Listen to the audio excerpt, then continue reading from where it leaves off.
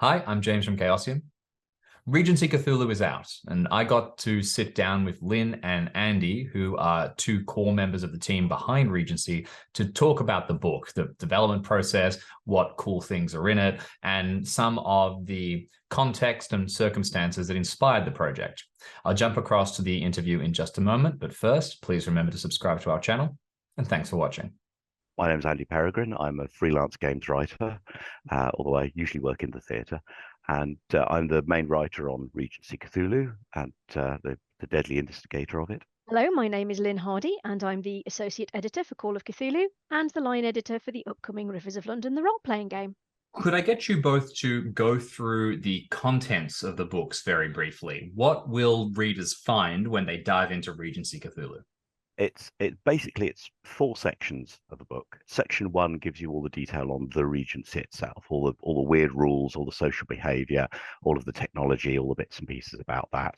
And wrapped into that is character creation. So it's not a completely redone character creation, but there are a few new skills, a few new bits and pieces, and we've got a few new bells and whistles like reputation. Then we go into the town of Tarryford, which is the main setting for the two adventures. So you've got a whole Regency set up with this little village in a nice quiet corner of Wiltshire that's going to get a lot less quiet very quickly, and it gives you all the various people, so you can use that for your own Regency games after, if it's still standing after the two scenarios, you can use that quite happily for your own Regency, or draw some of the characters out of it and populate your own towns with it. Then of course we have two adventures. I don't know how much you want to spoiler how much is going on. She's giving me the silent look of the cult leader, so I shall say more. Obviously, they're both really brilliant, and they take use of some pretty scary places, hopefully.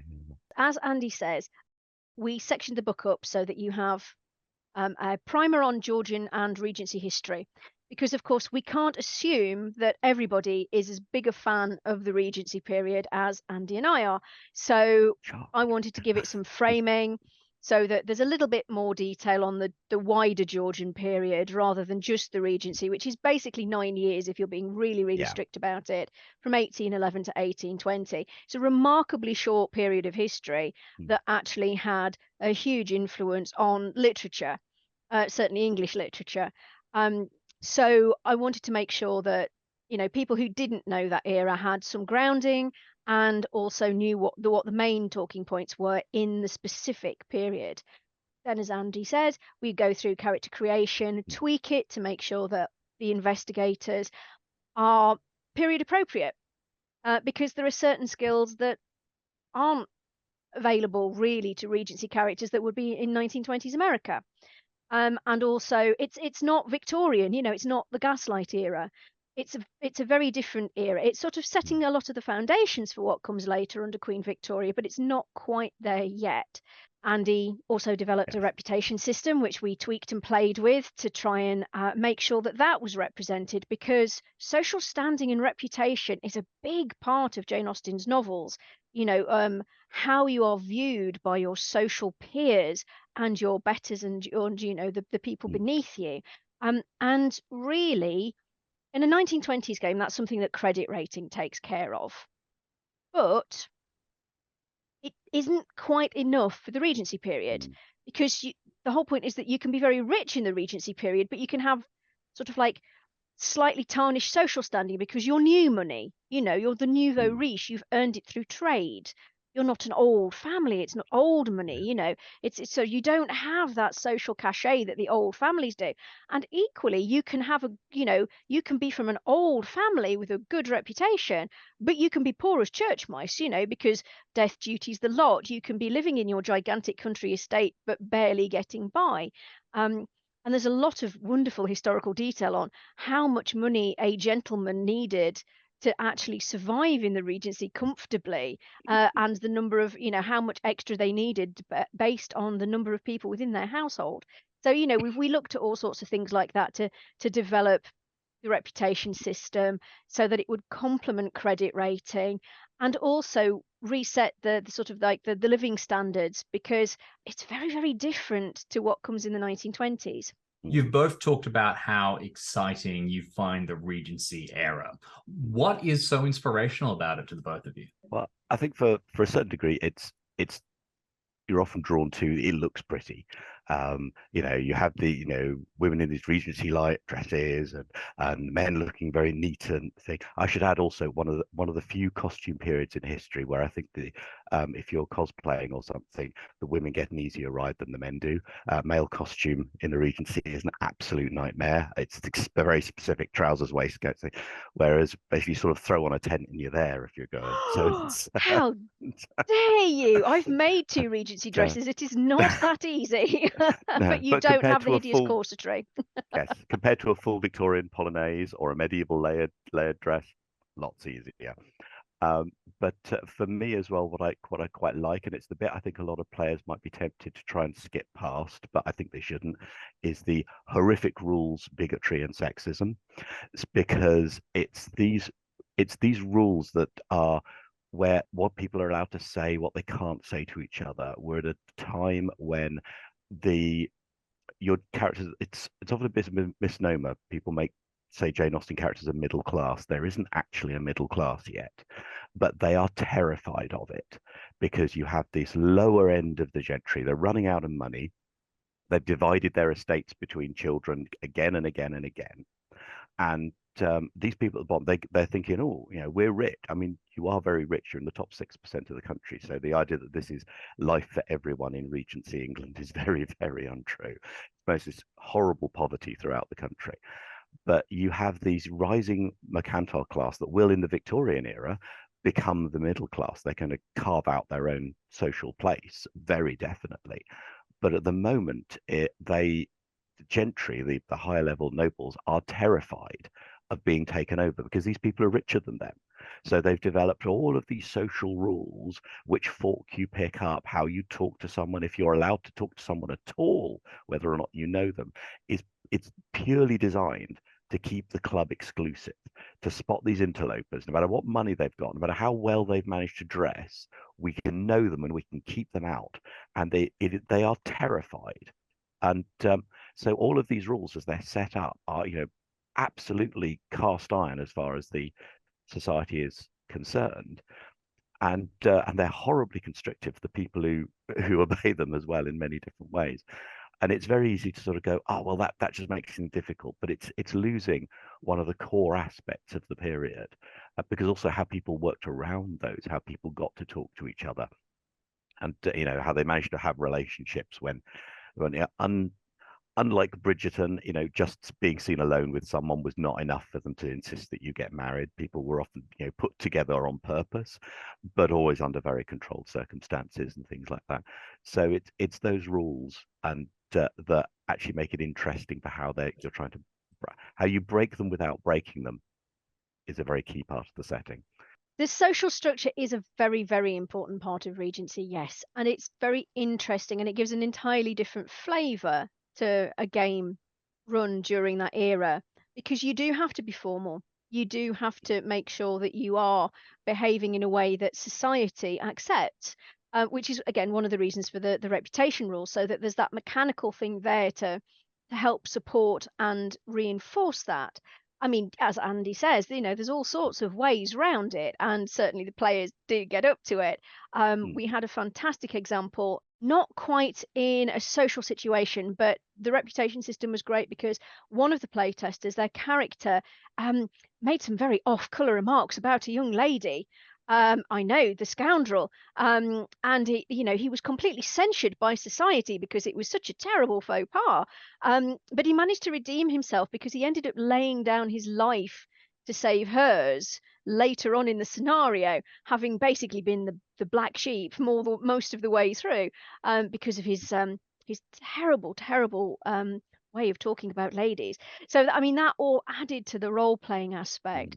And that's it. It's a very rich setting for role playing, exploring what the social mores were at the time, and as just trying to work out how on earth you get round them, and sneaking it. So it really does lead to a lot of comedy sneaking around, trying to get to do all this mythos research because Lady whatever is busy watching to make sure you don't make any social slip-ups and ruin the family's reputation. It's great fun. It's highly entertaining, and the playtest took way longer than anticipated because everybody was really enjoying the social side of things as well as doing the investigation. You've both talked a little bit about the literary importance that the Regency era had. Could you talk a little bit about how the literary influences in the Regency era apply to the literary influences on Call of Cthulhu, drawn from the 1920s and 30s and the early science fiction authors? He wants to talk about Jane Austen. That's right. Let's now Go for it, we're in. Andy. That's it. The rest of the interview's over. We're all going to be talking about Jane Austen for this thing, which I must admit is something I didn't really come to when I was at school. We read Pride and Prejudice. Didn't really do it for me. I didn't actually see the real book underneath it till I read Northanger Abbey. Because one of the things that we get with Jane Austen particularly is it's actually about real and ordinary people and trying to get round a lot of these social issues. There are essentially persuasion is about two people who are not allowed to talk to each other, and what happens. And it's sometimes difficult to know when she's laughing at the society and saying this is ridiculous, or when she's actually just recording how things were. So it's very difficult sometimes to figure that. But I've described beforehand, I think Jane Austen is like in the same way as Terry Pratchett, in the same way that all those little asides that Pratchett added and the little tweaks and fiddles that are hysterical, Jane Austen does the same thing. And when you've learned to spot her voice, it becomes not just an interesting story, but it's also a critique on the world that she's living in at the same time. And all of that source material suddenly just swamps over you. You know, when you can see Jane Austen in the books, you know, the source material is just, you know, a wave of stuff, how people react, what that people think of other people for thinking, what the technology is. I mean, we are a little bit stuck with Jane Austen because what she wrote was contemporary to her thing. So she didn't explain a lot of things because her readers all knew how things worked, what technology was, what was expected. So you have to, you know, try and fish it out between what people are saying. But some of it is just hysterically funny when you catch it, when you get what's going on. And it's the thing that doesn't often translate into all the lovely BBC dramas, which are all very good. But when you just, it's the same way with Pratchett, when you just tell the story isn't also quite, it just makes it look like a nice romance story. When you read the book and you get her voice in it, it's biting and it gives you so much information about the era. So if you've never actually read one of the books, give it a go because you haven't entirely seen Jane Austen until you actually read her voice. The interesting thing about Jane Austen is that in her own lifetime, she wrote anonymously because women were not allowed to make money through writing. It was seen as very much not the done thing. It was disgraceful. Everything that was done through one of her brothers, so that she was protected. But she needed to do it because she had to make money because her father had died suddenly, and her mother, she and her sister were left, well, not what we would call penniless. They were still lower end of the gentry, but not in the circumstances to which they were used to. So if you think about the Dashwoods in Sense and Sensibility, that's kind of along similar lines. So, you know, she was part of a very large oeuvre of women writers who weren't ever credited in their lifetime. Mary Shelley, that was, you know, Frankenstein was written anonymously, because it just wasn't done. And, you know, you've got Jane Austen writing biting social satire anonymously. You've got Mary Shelley setting the foundations for modern Gothic horror. You then roll into the Bronte sisters, who were also writing some seriously messed up Gothic stuff, to be quite honest, because of their very strange living circumstances in Haworth in the parsonage there. So you've got this broader literary tradition of women writing in a genre that sometimes they get forgotten about because a lot of the works were anonymous. They're quite often overshadowed by male writers. And yet they laid the foundations for this ever-growing field of British literature. And of course that then goes on to develop. I mean, one of the first science fiction stories was it is it the Duchess of Newcastle? I can't remember what the story title is, but it's allegedly one of the first science fiction stories, and that's in the Georgian era, if I remember correctly. So, you know, it's literature does different things for different people. Obviously, Jane Austen was writing social satire with a hint of romance on the side. The Bronte sisters were writing these powerful Gothic romance novels, you know, Jane Eyre, Wuthering Heights, you know, the sort of stuff we get to study at school, depending on who your English teacher is. I didn't study any Jane Austen at school either. Our English teacher was great. He got me reading Dark is Rising by Susan Cooper. So, you know, we were onto some good stuff there. Mm. But it's all about imagination. It's all about setting a scene and telling a story, which is common to any good writer. So while there isn't necessarily a direct link between Austen's work and what comes round in the pulps in the 1920s, in terms of engagement with audiences, I think we could say that there's a very similar thing, because obviously the pulps really engaged with that audience because it spoke to them at that time. And obviously, you know, the Brontes and the Gothic stuff, Mary Shelley obviously is very influential, which did lead on, you know, to the later horror stories. So there are some links, there are some similarities, there are some relationships. But they're not, you know, they're not completely tied together. Yes, I mean, one thing I'd also like to add is that at the time, novels as well were considered very frippery and unimportant. You know, a lady of good breeding shouldn't be reading silly novels. She should be reading, and God, dear God, not science either. Usually, when we're, you know, combined books of famous bishops' sermons was considered good erudite reading for a young lady, so that she could take with her and read on her walk to, you know, to help her with her, you know, maintain her morality and her good posture and what have you. So a lot of the time, what things Jane Austen and a lot of the women writers who were working at the time were working in an art form that was being constantly denigrated as well. You know, people were saying, you know, Jane Austen, you know, silly novels and things. You know, even the, like, you know, Anne Radcliffe was another famous one at the time. Did the big? She was one of the few women writers that actually had her name out there. But again, is seen as just she's a woman writer, you know, this sort of thing.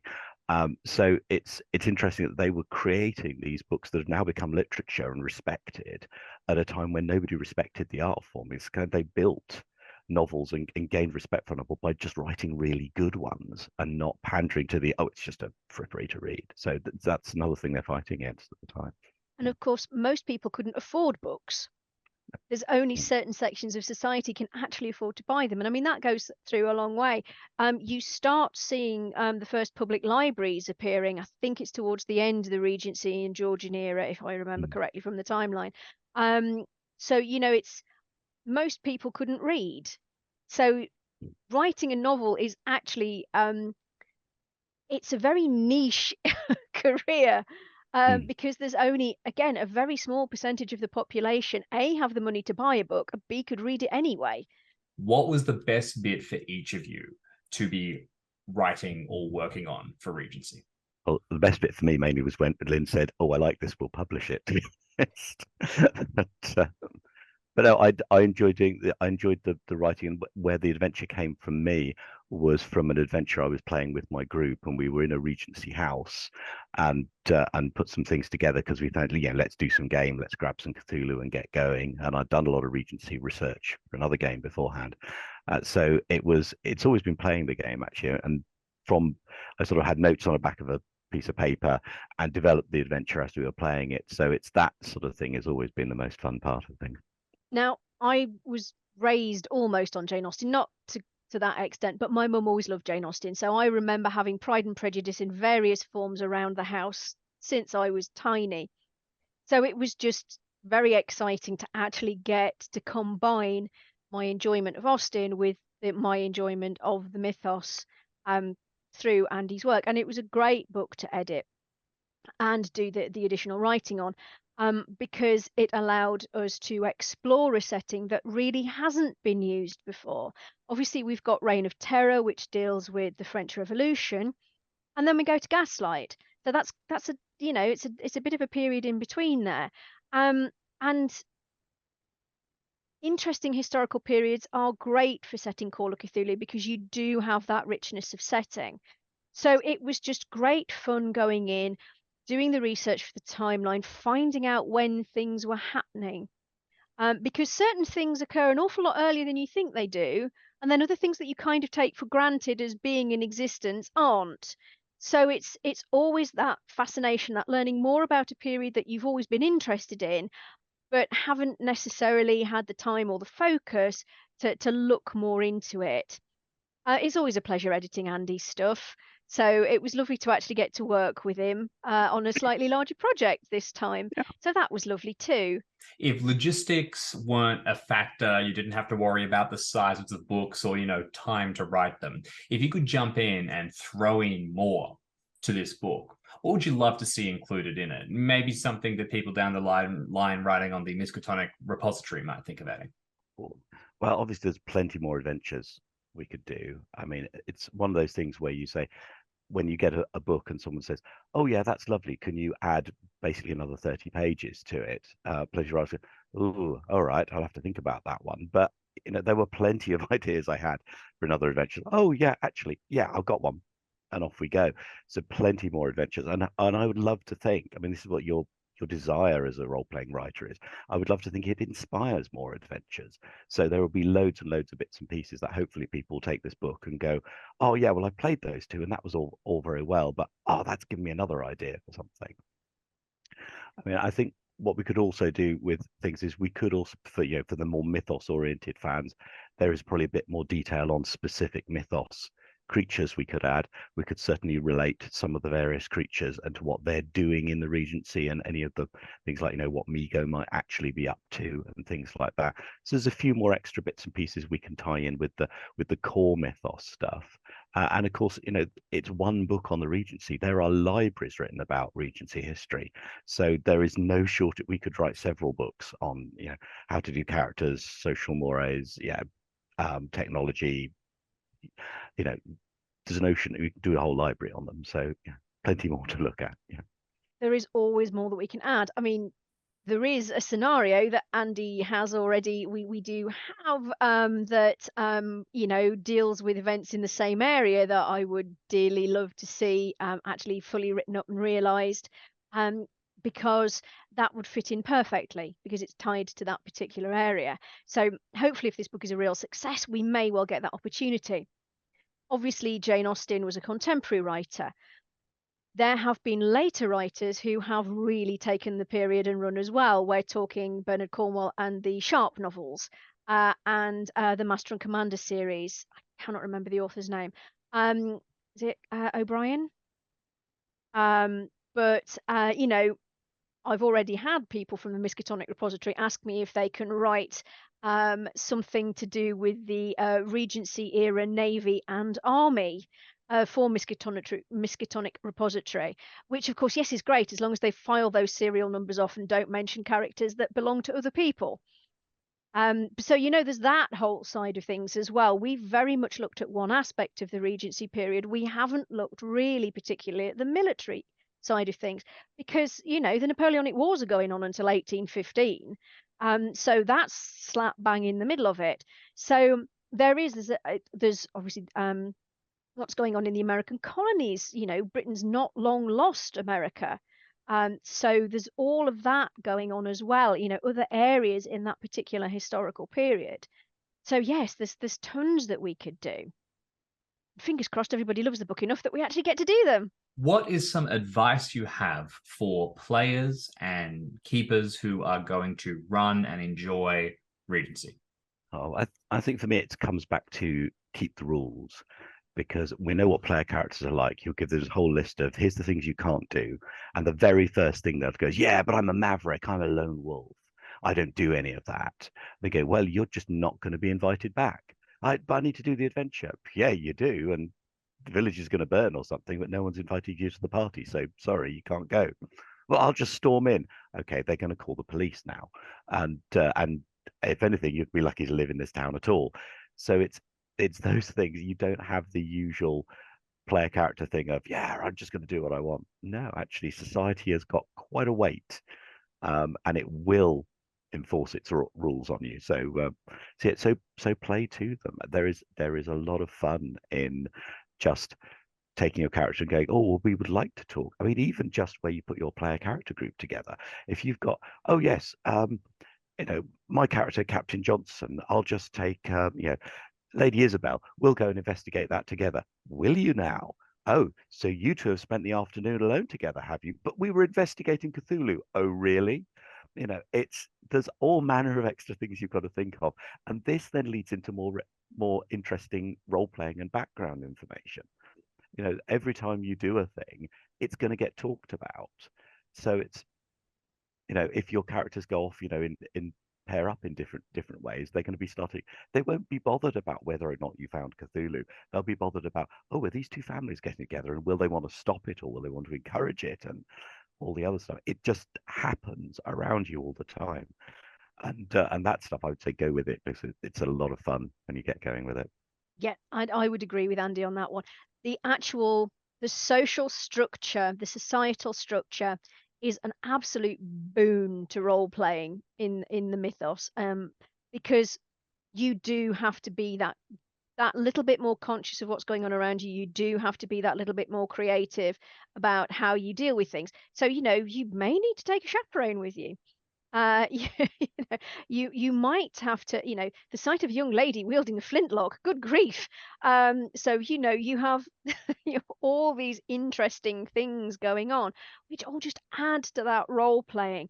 And it is, I mean, we had an absolute hoot with the play testing. Even people who weren't necessarily that familiar with the Regency really got into that character-based role playing, which can sometimes go by the by in the 1920s, because people, it's easier to go solve the mystery without having to think about all the social stuff.